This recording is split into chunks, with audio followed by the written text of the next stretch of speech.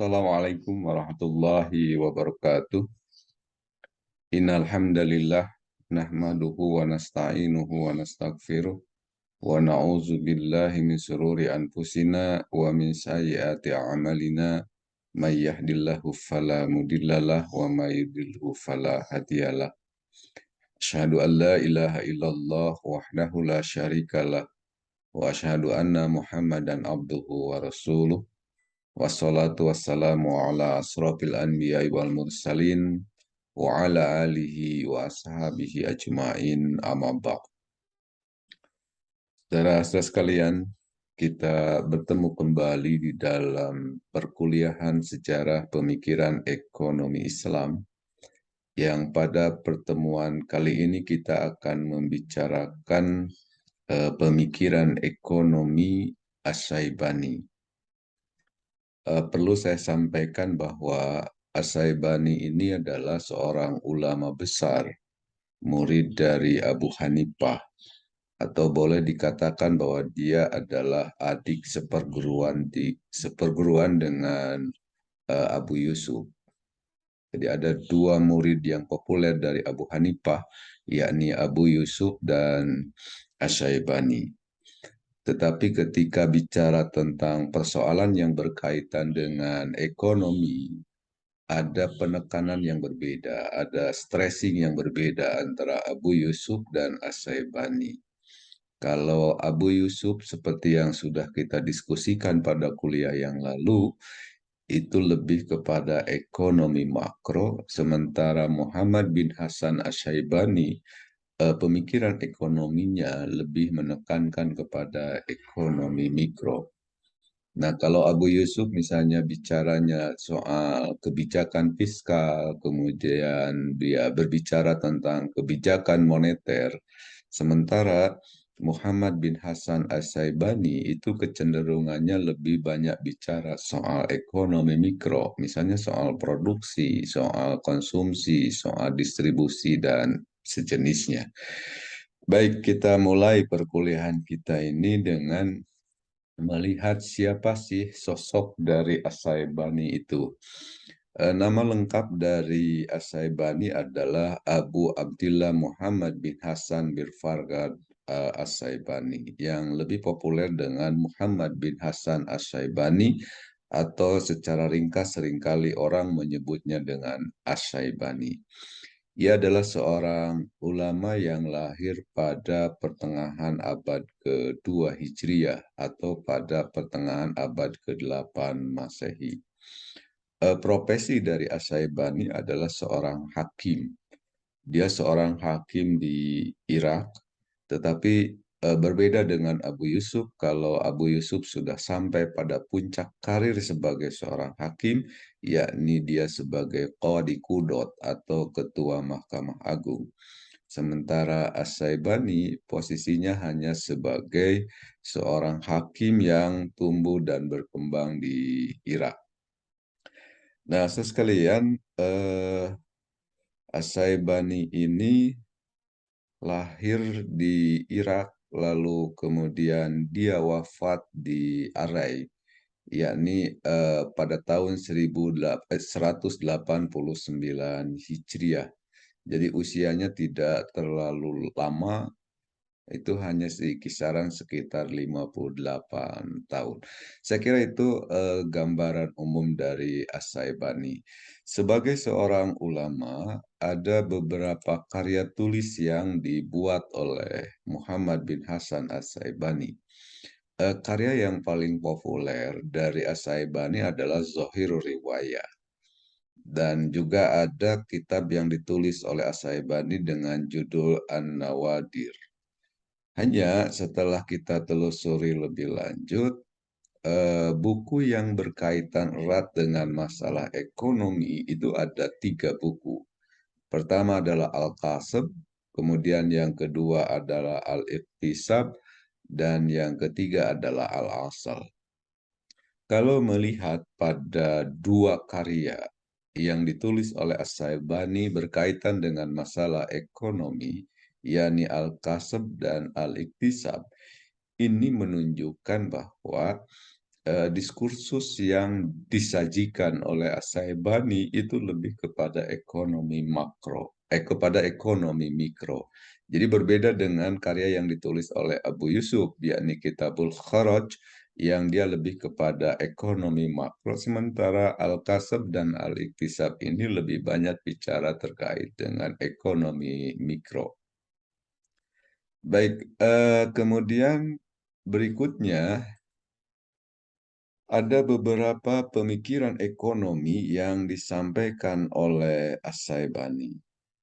Pertama, ada pemikiran terkait dengan masalah al-kasab atau kerja. Menurut As-Syaibani, bahwa kerja itu merupakan unsur utama dalam produksi. Jadi produksi sebagai bagian dari ekonomi mikro. Lalu dari produksi yang merupakan bagian dari ekonomi mikro itu ada unsur yang paling penting di dalam produksi itu adalah kerja begitu. Dan menurutnya kerja itu memiliki kedudukan yang sangat penting dalam kehidupan. Dalam penjelasan lebih rincinya, As-Syaibani mengutip surat Al-Jumu'ah ayat 10. Allah Subhanahu wa Ta'ala menyatakan di dalam surat Al-Jumu'ah ayat 10 itu, faiza qudiyatis shalah fantasiru fil ard wabtagu min fadlillah. Apabila telah ditunaikan salat, maka bertebaranlah kamu di muka bumi dan carilah karunia Allah. Nah, ini menunjukkan bahwa ada perintah yang diberikan oleh Allah kepada umat manusia, kepada kita semua, apabila selesai menunaikan sholat, maka fantasiru fil ard, maka bertebaran di muka bumi ini. Dalam rangka apa? Wabdagu min fadlillah, maka carilah karunia Allah dengan cara apa? Yakni dengan cara kerja. Jadi intinya, saudara sekalian, bahwa kerja memegang peranan yang sangat penting di dalam kehidupan ini, dan pada saatnya kerja itu merupakan bagian yang dominan di dalam unsur produksi. Kemudian pada sisi yang lain, saya mencoba atau kita mencoba melakukan analisis, melakukan studi komparasi antara pemikiran ekonomi yang dikemukakan oleh As-Syaibani dengan pemikiran ekonomi yang berkembang di ekonomi konvensional. Pertama, dalam ekonomi konvensional mengatakan bahwa semua aktivitas yang menghasilkan barang atau jasa. Jadi produksi itu dalam ekonomi konvensional hanya sekedar pada bagaimana bisa menghasilkan barang dan jasa. Sementara menurut As-Syaibani bahwa produksi itu bukan hanya sekedar menghasilkan barang dan jasa. Ada nilai yang mesti diterapkan, ada nilai yang mesti diwujudkan, ada nilai yang mesti diimplementasikan di dalam produksi. Karena itu menurut As-Syaibani bahwa aktivitas produksi sangat terkait erat dengan halal haramnya suatu barang atau jasa. Jadi dalam pemikiran As-Syaibani bukan hanya sekedar memproduksi atau menghasilkan barang dan jasa, tetapi juga harus dipertimbangkan apakah barang dan jasa yang diproduksi itu halal atau tidak gitu. Nah, halal dan haram menjadi acuan, menjadi nilai yang harus dipegang oleh para produsen muslim. Sehingga apa? Sehingga nanti barang dan jasa yang diproduknya itu tidak melanggar ketentuan-ketentuan yang ada di dalam syariat. Itu yang pertama. Kemudian yang kedua, dalam ekonomi konvensional bahwa produksi itu dilakukan karena barang atau jasa itu mempunyai utilitas. Jadi hanya utilitas yang dijadikan sebagai acuan, hanya nilai guna.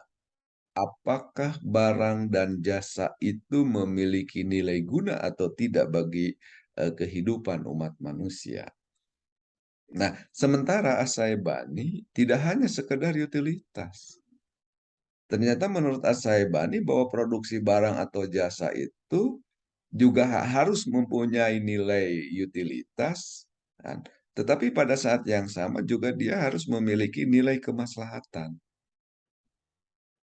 Jadi bukan hanya sekedar nilai guna, tapi apakah berdampak pada kemaslahatan atau tidak bagi kehidupan umat manusia. Jadi ada penambahan kriteria yang disampaikan oleh As-Syaibani. Jadi bukan hanya sekedar utilitas ketika memproduksi barang, tetapi juga harus dipertimbangkan nilai maslahat dari barang itu. Sehingga tidak kemudian dari produksi itu menimbulkan kemadaratan bagi kehidupan umat manusia. Nilai guna mungkin ada, tapi tidak semua produk barang dan jasa itu memiliki utilitas, kan? Tetapi tidak memiliki kemaslahatan bagi umat manusia. Karena itu menurut As-Syaibani, nilai kemaslahatan harus menjadi bahan pertimbangan ketika memproduksi barang dan jasa. Nah, yang ketiga, saudara sekalian, dalam ekonomi konvensional itu dinyatakan bahwa produksi dilakukan sesuai nilai guna suatu barang atau jasa yang ditentukan oleh keinginan orang per orang, dan ini bersifat subjektif. Nah, ketika mau memproduksi satu barang dan jasa, pada ekonomi konvensional itu hanya mempertimbangkan kebutuhan yang bersifat individual. Nah, sementara di dalam ekonomi Islam menurut As-Syaibani harus dipertimbangkan aspek kepentingan umumnya. Sebab tujuan produksi di dalam Islam itu dalam rangka menciptakan kemakmuran semesta. Jadi, bukan hanya individu. Bahkan dalam bagian yang lain, saya bani bahwa ketika memproduksi satu barang itu harus mempertimbangkan kepentingan umum, tapi juga dia lebih menekankan bukan hanya sekedar manusia, tapi juga harus dipertimbangkan kepentingan makhluk-makhluk yang lain. Tidak boleh misalnya memproduksi sesuatu, memproduksi barang yang kemudian memiliki nilai maslahat bagi kehidupan umat manusia, tapi berdampak negatif bagi kehidupan makhluk yang lain. Gitu. Jadi ketika memproduksi harus mempertimbangkan kepentingan manusia dan kepentingan makhluk-makhluk yang lain. Karena itu dia mengatakan bahwa produksi itu harus bisa menciptakan kemakmuran semesta. Bukan hanya kepentingan manusia, tapi juga kepentingan alam secara keseluruhan. Oke, saudara sekalian, ada pemikiran ekonomi lain yang dikemukakan oleh As-Syaibani, yakni terkait dengan kekayaan dan kefakiran. Dia ingin meluruskan satu nomenklatur yang kemudian salah persepsi bahwa ada konsep fakir. Secara umum orang memahami bahwa fakir itu tidak jauh berbeda dengan miskin. Jadi dia dalam menjalani kehidupannya serba kekurangan. Gitu. Tetapi menurut As-Syaibani bahwa justru sebetulnya yang harus dijalani oleh umat Islam khususnya itu adalah kondisi kefakiran. Gitu. Sehingga dia mengatakan begini, sifat fakir memiliki kedudukan yang sangat tinggi. Sifat fakir diartikan sebagai kondisi yang cukup. Nah, selama ini orang memahami bahwa fakir itu adalah orang yang dalam menjalani kehidupannya itu serba kekurangan. Tetapi makna yang dikedepankan oleh As-Syaibani bahwa fakir itu adalah kehidupan yang serba cukup. Gitu. Jadi bukan kondisi yang miskin, bukan kondisi yang meminta-minta untuk memenuhi kebutuhan hidupnya. Tapi fakir ini sesungguhnya adalah satu keadaan yang sebenarnya dikehendaki oleh ajaran Islam, yang dalam hidupnya itu serba kecukupan, tapi tidak berlebih, gitu kira-kira. Nah, oleh karena itu, saudara sekalian, Ashaibani menekankan pada bagian yang lain bahwa manusia hidup dalam kecukupan, baik untuk diri sendiri maupun untuk keluarganya. Namun, kata dia, diperbolehkan gaya hidup yang lebih dari cukup, selama kelebihan tersebut itu dipergunakan untuk kebaikan. Jadi tidak ada larangan untuk bergeser dari fakir menjadi agnia misalnya, kan? Menjadi orang kaya. Itu diperbolehkan kita menjadi kaya, tetapi kekayaan yang dimiliki oleh umat Islam itu harus digunakan untuk hal-hal yang baik gitu. Tidak untuk kepentingan-kepentingan yang bisa menimbulkan kemadaratan bagi umat manusia. Oke, sekalian, pemikiran lain yang dikemukakan oleh Ashaibani itu terkait dengan masalah klasifikasi usaha-usaha perekonomian. Para ekonom kontemporer, Anda bisa baca dalam beberapa referensi yang ada bahwa usaha-usaha perekonomian itu hanya terdiri dari tiga macam saja, tiga jenis saja, yakni pertanian, perindustrian, dan jasa. Gitu. Nah, pemikiran terkait dengan usaha-usaha perekonomian yang muncul di ekonomi kontemporer itu sesungguhnya sudah dibicarakan oleh Ashaibani. Bahkan Ashaibani merinci lebih luas lagi dibandingkan dengan usaha-usaha perekonomian yang disampaikan oleh oleh ekonom kontemporer. Jadi Ashaibani membagi usaha perekonomian itu menjadi 4 macam. Pertama adalah sewa menyewa, yang kedua adalah perdagangan, yang ketiga adalah pertanian, dan yang keempat adalah perindustrian. Yang tiga sebenarnya agak mirip. Sewa menyewa itu dimaknai oleh ekonom kontemporer dengan jasa. Gitu. Cuma kan ijaroh, sewa menyewa dalam Islam itu ada dua. Ada bilmal dan ada bilkuah. Bilmal itu adalah sewa menyewa yang berkaitan dengan harta yang dimiliki oleh seseorang. Sementara bilkuah itulah yang disebut dengan jasa. Gitu. Nah, yang berbeda itu sedikit saja, satu saja, bahwa usaha-usaha perekonomian yang dikemukakan oleh Ashaibani itu memunculkan konsep perdagangan, tijaroh begitu. Nah, seperti yang pernah kita kemukakan di lain kesempatan, bahwa pada masa Rasulullah, kemudian pada masa Khulafaur Rasyidin, kemudian pada masa dinasti Umayyah dan juga dinasti Abbasiyah, bahwa perdagangan merupakan aktivitas ekonomi yang dominan yang terjadi di Jazirah Arab. Di samping pertanian. Oke, sekalian, tetapi Ashaibani sebenarnya di dalam karyanya tadi, dia lebih menekankan pada usaha pertanian. Jadi dari keempat usaha perekonomian yang dikemukakan tadi, sewa menyewa, perdagangan, pertanian, dan perindustrian, itu Ashaibani lebih mengutamakan usaha pertanian. Jadi usaha pertanian itulah yang harus kemudian dikembangkan lebih jauh.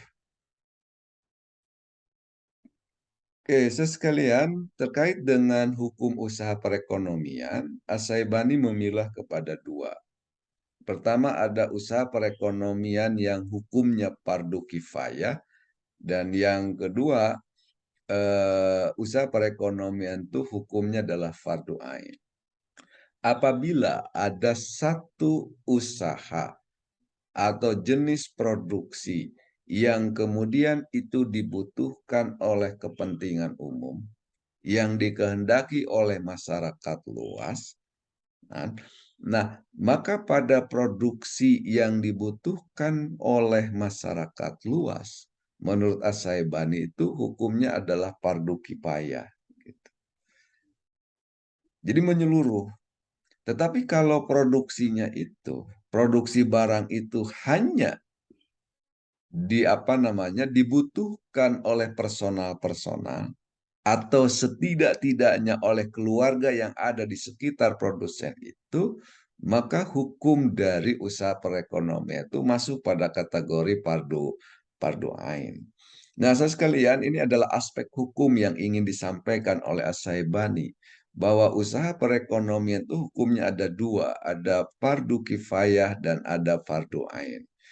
Misalnya dalam penjelasan terkait dengan fardu kifayah, Syaibani mengatakan apabila ada orang yang menjalankannya, roda perekonomian akan terus berjalan, dan jika tidak seorang pun yang menjalankannya, maka roda perekonomian akan hancur berantakan yang berdampak pada semakin banyaknya orang yang hidup dalam kesengsaraan. Jadi dampak dari eh, usaha perekonomian ini berdampak luas bagi kehidupan umat manusia. Apabila tidak dikerjakan, maka dia akan berdampak pada semakin banyaknya orang yang hidup dalam kesengsaraan. Maka pada kondisi ini, hukum usaha perekonomian itu masuk pada fardu kifayah. Tetapi kalau misalnya itu hanya berdampaknya pada personal-personal, ada sedikit saja orang yang terdampak dari usaha perekonomian itu, kalau tidak dilakukan, maka pada usaha perekonomian ini hukumnya adalah fardu ain. Baik, saudara sekalian, hal lain yang dikemukakan oleh As-Syaibani terkait dengan kebutuhan ekonomi.